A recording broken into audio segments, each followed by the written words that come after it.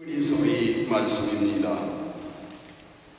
형제 여러분, 믿음은 우리가 바라는 것들의 보증이며 보이지 않는 실체들의 확증입니다.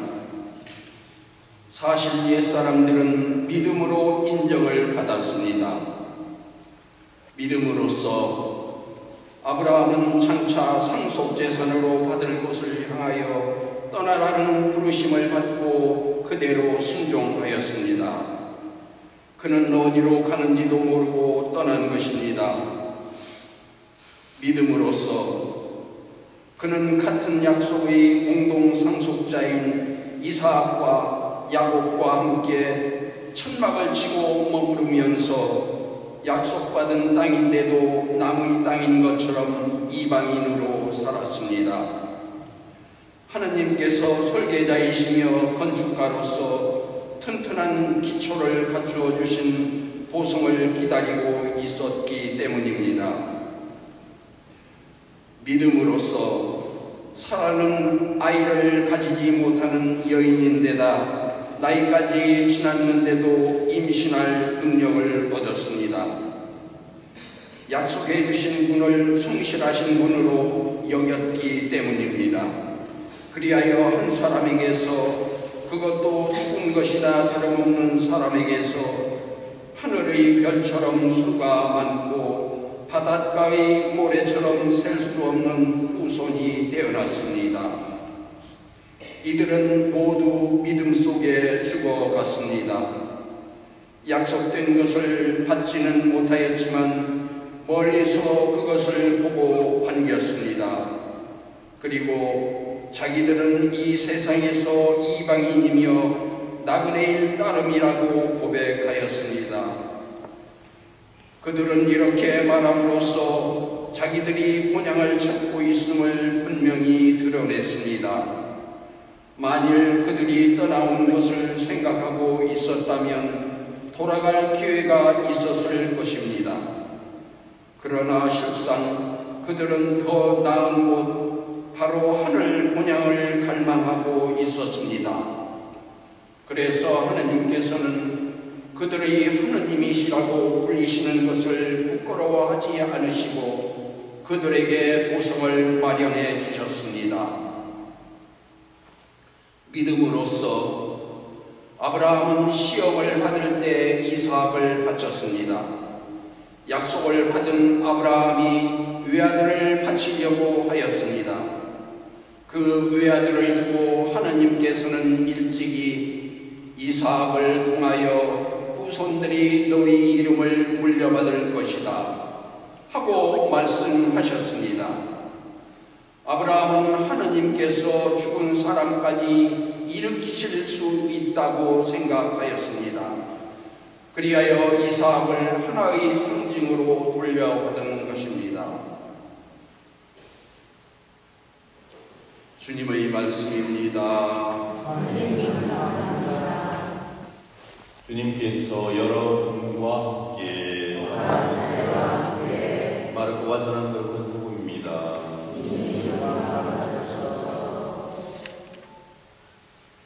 그날 저녁이 되자 예수님께서 제자들에게 호수 저쪽으로 건너가자 하고 말씀하셨다. 그래서 그들이 군중을 남겨둔 채 배에 타고 계신 예수님을 그대로 모시고 갔는데 다른 배들도 그분을 뒤따랐다.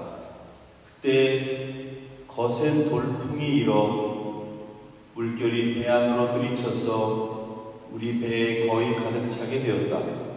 그런데도 예수님께서는 고물에서 벽에를 메고 주무시고 계셨다.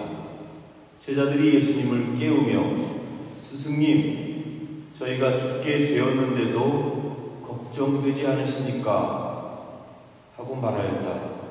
그러자 예수님께서 깨어나시고 바람을 꾸짖으시고 호스더러 잠잠해져라, 조용히 하여라 하시니 바람이 멎고 아주 고요해졌다.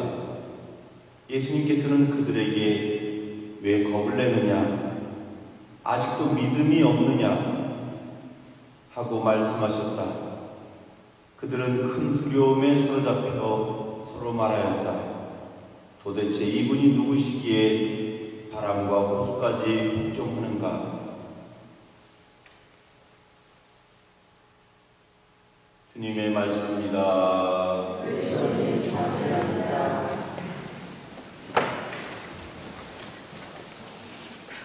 우리는 신앙인이고, 그래서 우리는 무언가를 믿습니다. 우리는 하느님을 믿는 것입니다. 그런데 우리가 믿는 그 하느님은 보이지 않습니다. 그렇기 때문에 사실 어떤 의미에서 보면 믿음이라는 것이 일정하지가 않습니다. 제가 신앙인들을 이렇게 보면서, 우리 신자들을 보면서 느끼는 것 중에 하나가, 어떤 분들은 참으로 깊은 신앙, 또 참된 신앙을 가지고 계신 분들이 대부분이지만, 가끔씩은 자기가 무엇을 믿고 있는지 모르는 사람들도 있고, 또 사실은 하느님을 믿는 것이 아니라 자기 스스로를 믿고 있는 사람들도 있다는 것을 가끔 발견하게 됩니다. 그래서 자기 생각을 믿고, 또 자기가 가지고 있는 그런 것들을 믿는 것이죠. 사실 그는 세례명만 받았지 참된 믿음이 없습니다. 그렇기 때문에 그가 하는 말이나 그가 하는 행동은 전혀 신앙인답지 못한 그런 모습을 볼 수가 있습니다. 그럼 과연 믿음이란 무엇인가? 오늘 첫 번째 독서에서 그거에 대해서 정확한 정의를 내주시고, 믿음이라는 것은 우리가 바라는 것의 보증이며 보이지 않는 실체에 대한 확증이다, 이렇게 말씀해 주십니다. 본래 믿음이라는 것은 보이지 않는 것을 믿는 겁니다. 눈에 보이는 것은, 눈에 보이는데도 안 믿는 사람이 어디 있겠어요? 눈에 보이는 것을 믿는 것은 별로 그렇게 가치가 없습니다. 그리고 실제로 우리 눈에 보이는 것은 다 사라지게 돼 있습니다. 언젠가는 사라집니다. 바위가 천년 만년 갈 것 같죠? 사실은 바위도 조금씩 우리 눈에 보이진 않지만 깎여 나가고, 그래서 언젠가는 사라지고 말 겁니다.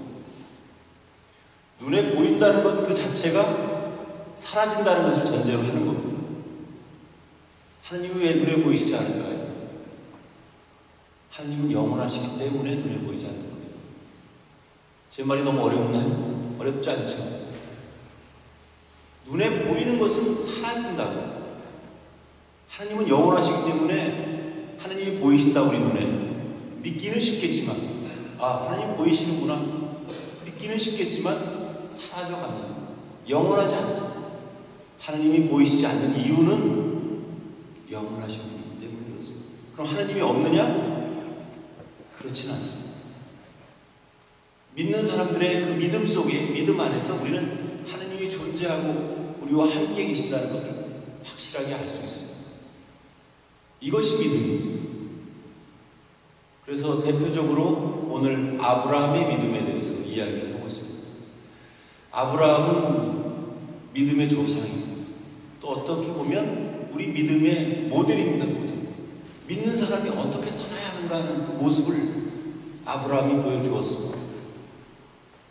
그래서 아브라함은 밑도 끝도 없이 그냥 어느 날 눈에 보이지도 않는 하느님이 나타나셔서, 너 내 고향과 친척과 아비의 집을 떠나서 내가 말을 해준 곳으로 가라. 거기에 토도 달지 않고. 왜 그래야 됩니까? 이 나이에, 이 늙은 나이에 왜 가야 됩니까? 토도 달지 않고 그냥 떠났어요. 그게 믿음입니다. 토를 다는 건 믿음이 아닙니다. 그리고 또 늙음하게 겨우겨우 얻은 아들, 그 아들을 이삭을 바치려고 했을 때도 고민은 많았겠죠. 아마 대부분의 많은 분들은 그랬을 거예요. 하느님, 차라리 저를 데려가십시오. 제가 재물이 되겠습니다.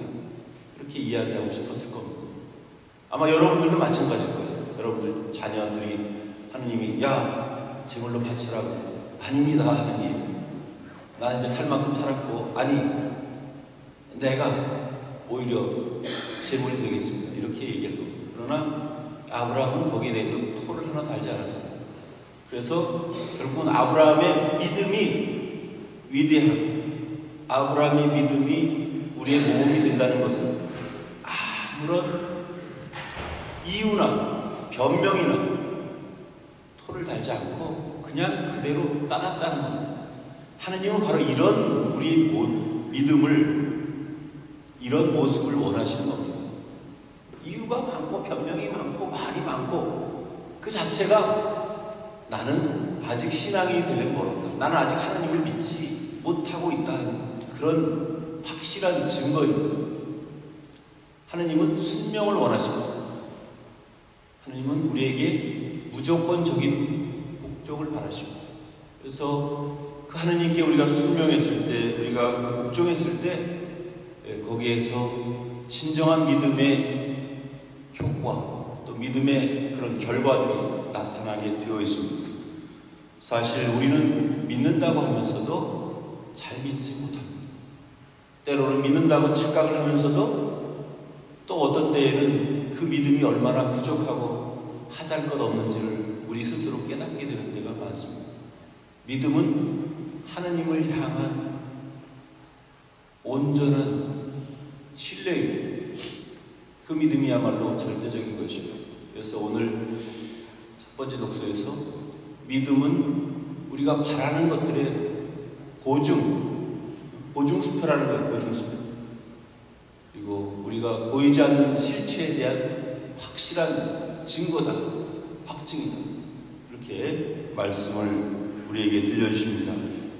오늘 하루도 우리가 믿는 사람으로서 그에 걸맞는, 그래서 하나님이 원하시는 그런 삶을 살아나갈 수 있도록 애써 노력하고 하나님을 따르는 그런 하루가 되시기를 바랍니다.